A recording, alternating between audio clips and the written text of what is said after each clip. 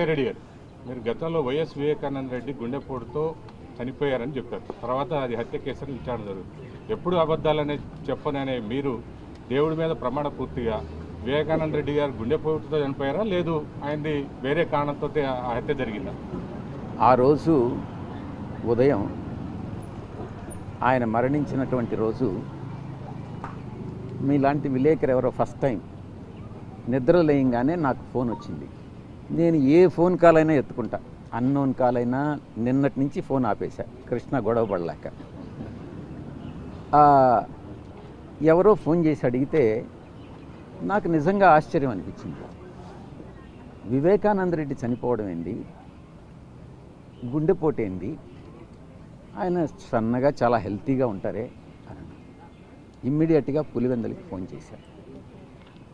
చేసి అడిగాను నేను అవినాష్ రెడ్డి గారిని. అవినాష్, ఏం జరిగింది, ఇట్లా విలేకరులు అడుగుతా ఉన్నారు ఏంది అని.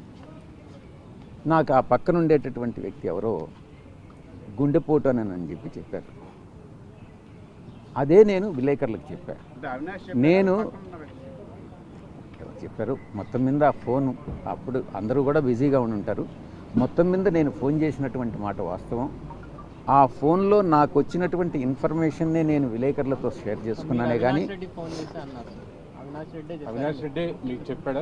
నేను అవినాష్ రెడ్డికి ఫోన్ చేసిన మాట వాస్తవం. ఆయన ఎవరికో ఫోన్ ఇచ్చిన మాట వాస్తవం, పక్కన ఎవరికో. ఆయన నాకు చెప్పినటువంటి మాట వాస్తవం. అదే విషయాన్ని నేను విలేకరులకు చెప్పినటువంటి మాట వాస్తవం. మీరు అవినాష్ రెడ్డితో నిర్ధారించుకోలేదు?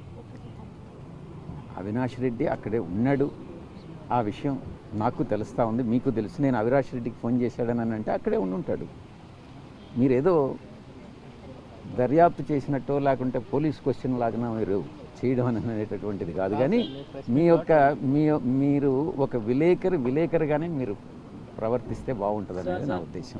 లాస్ట్ ఒక ప్రశ్న సార్, నేను 2014 నుంచి మిమ్మల్ని చూస్తున్నా, మీరు ఒంటరిగా అటు రాజ్యసభలో కావచ్చు, పార్లమెంటు అవుట్ సైడ్ కావచ్చు, పార్టీ కోసం ఎంతో చేశారు కదా. అప్పుడు ఎప్పుడు కూడా అధికారం లేదు, ఎన్నడూ కూడా మీరు అన్ని కార్యక్రమాలు నిర్వహించరు వితౌట్ అధికారం లేనప్పుడు కూడా. కానీ ఇవాళ ఎందుకు నేను నిర్వహించలేకపోతున్నా, నా ప్లేస్లో వేరే వాళ్ళు అయితే బాగుంటుందని ఇప్పుడు ఎందుకు కన్క్లూడెన్కి వచ్చారు ఇన్నేళ్ళ 9 ఏళ్ళ ప్రయాణంలో?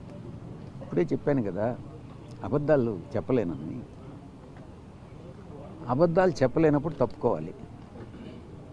అబద్ధాలు చెప్పలేకపోతే నిజాలు దాచిపెట్టచ్చు సార్. అవసరం లేదు. వెంకటేశ్వర స్వామి నన్ను శిక్షిస్తాడు.